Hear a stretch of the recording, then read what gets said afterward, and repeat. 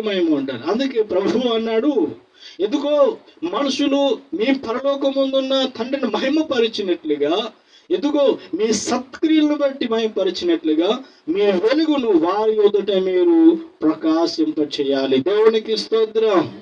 మీలో ఒక వెలుగు ఉంది ప్రియులారా.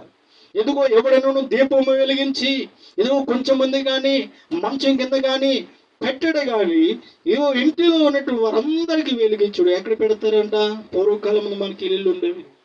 కరెంటు పోయినప్పుడు దీపాలు వెలిగించి ఎక్కడ పెట్టేవారంటే దీపస్తంభం మీద పెట్టేవారు.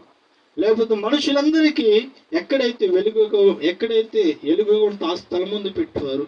ఆ స్థలంలో పనులన్నీ చేసుకుంటుండేవారు. ఇదిగో ప్రియుల, దేవుడు మిమ్మల్ని వెలిగించి ఉన్నాడు. ఇదిగో మీరు లోకమునకు వెలుగే ఉన్నారు. ఇదిగో మీ ఆత్మ వెలిగించబడింది. ఇదిగో వెలిగించబడినటువంటి మీరు ఇతరులను మీరు వెలిగించాలి. దేవునికి స్తోత్రం.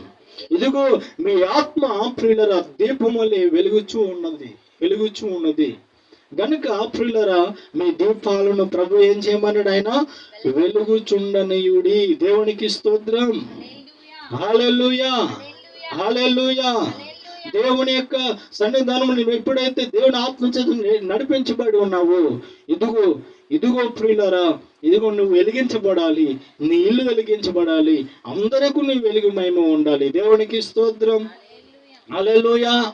ఎందుకంటే ప్రియులరా, వెలుగు ఫలము, ప్రియులరా ఇక్కడ ఒక మంచి మాట ఉంది. వెలుగు ఫలము సమస్త విధములైనటువంటి మంచి ధనము. ప్రియులరా, నీలో వెలుగు ఇతరులకు తెలియజేయాలి. దేవునికి స్తోత్రం.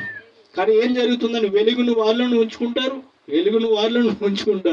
ఇతరులకు ఏమి ఇస్తారంటే చీకటిని పరిచయం చేస్తారు.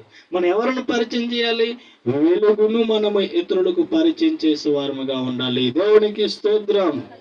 హల్లెలూయా. కానీ కొంతమంది ఇదిగో నిద్రిస్తూ ఉన్నారంట. దేవుడు అంటున్నాడు, అటువంటి వారితో లెమ్ము, తేజరెళ్ళము, ఇదిగో వెలుగు నీ మీదకు వచ్చి ఉన్నది. అపోస్తుడు పౌలు అంటాడు, ఇదిగో నిద్రించుచున్న నీవు మృతులలో నుంచి నీవు లెమ్ము. ఎందుకంటే క్రీస్తు నీ మీద ప్రకాశించాలని ఆయన ఆశపడుతూ ఉన్నాడు. మనము నిద్రావస్థలో ఉండకూడదు. మనం చీకటి వారముగా ఉండకూడదు. మనము వెలుగు, మన దేవుడు వెలిగి ఉన్న ప్రకారం మనమును వెలిగించబడాలి. దేవునికి స్తోత్రం.